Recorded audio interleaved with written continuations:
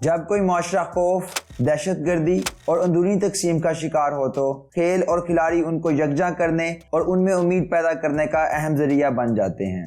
مگر اگر کھیل اور کھلاڑی ہی دہشت گردی کا شکار ہو جائیں تو کیا ہوگا؟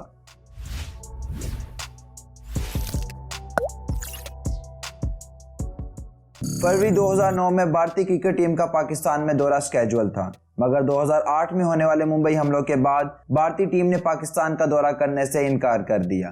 پی سی بی نے شری لنکن بورڈ سے ریکویسٹ کی کہ بھارت کی جگہ پہ وہ پاکستان کا دورہ کر لیں، جس پر شری لنکن بورڈ اور ٹیم مان گئے اور یوں شری لنکن ٹیم پاکستان پہنچ گئی۔ پہلا ٹیسٹ میچ کراچی میں ہوا، جس میں دونوں ٹیموں کے کپتانوں نے ڈبل سینچریز سکور کی۔ اس سیریز کا دوسرا ٹیسٹ میچ لاہور میں تھا۔ قذافی اسٹیڈیم کی پچ بلے بازوں کے لیے کافی سازگار رہی۔ شری لنکا نے پہلی اننگ میں 606 رنز کا پہاڑ کھڑا کر دیا۔ دوسرے دن کھیل کے اختتام پر پاکستان 1 وکٹ کے نقصان پر 110 رنز بنا چکا تھا۔ تیسرے دن کے کھیل کے لیے شری لنکن ٹیم اور میچ آفیشلز اپنے ہوٹل سے قذافی اسٹیڈیم کی طرف آ رہے تھے۔ جب وہ لبرٹی چوک پر پہنچے تو اچانک سے ایک سفید کار بس کے سامنے آ کر رک گئی، جس سے بس کی سپیڈ کم ہو گئی۔ جیسے ہی بس کی سپیڈ کم ہوئی، 10 سے 12 حملہ آوروں نے بس پر حملہ کر دیا۔ شری لنکن ٹیم کے کپتان مہیلا جے وردھن نے ایک انٹرویو میں بتایا کہ جب میں نے سر اٹھا کر باہر دیکھنے کی کوشش کی تو ایک گولی میرے کان کے پاس سے ہوتے ہوئی بس کی سیٹ میں جا لگی۔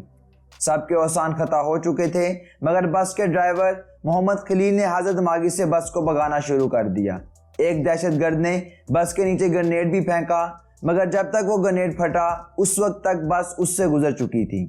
اس دوران پولیس اہلکار حملہ آوروں کو روکنے کی کوشش کرتے رہے اور بس ڈرائیور محمد خلیل بس کو قذافی اسٹیڈیم کے اندر لے گیا۔ قذافی اسٹیڈیم کے اندر پہنچ کر اور خود کو محفوظ پا کر کئی شری لنکن کھلاڑی اپنے آنسوں پر قابو نہ رکھ سکے اور بس ڈرائیور محمد خلیل کا شکریہ ادا کرنے لگے۔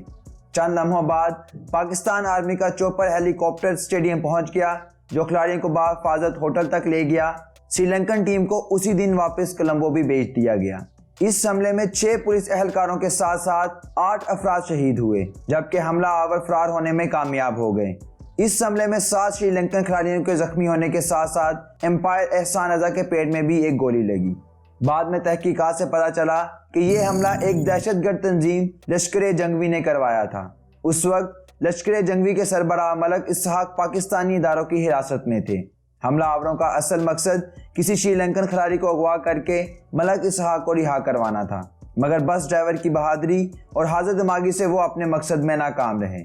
اس حملے کی منصوبہ بندی ملک اسحاق نے جیل سے کی تھی۔ ملک اسحاق کو پاکستان تحریک طالبان اور القاعدہ کی حمایت بھی حاصل تھی۔ 2015 میں ملک اسحاق کے کرندوں نے ایک بار پھر سی ٹی ڈی کے قافلے پر حملہ کر کے ملک اسحاق کو چھڑوانا چاہا، مگر اس پولیس مقابلے میں ملک اسحاق اپنے 2 بیٹوں سمیت قتل ہو گیا۔ اسی طرح 2016 میں اس حملے کا ایک اور ماسٹر مائنڈ قاری اجمل، جو لشکر جنگوی پنجاب کا سربراہ بھی تھا، افغانستان میں نیٹو کے ایک آپریشن میں مارا گیا۔ باقی بچنے والے حملہ آوروں کی اکثریت سی ٹی ڈی کے ساتھ پولیس مقابلوں میں قتل ہو گئی۔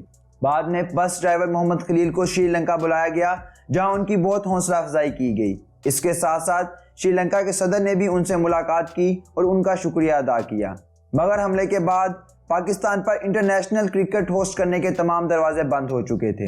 اس حملے کو ہوئے تقریباً 13 سال ہو چکے ہیں، مگر پاکستان میں انٹرنیشنل کرکٹ ابھی بھی مکمل طور پر بحال نہیں ہو سکی۔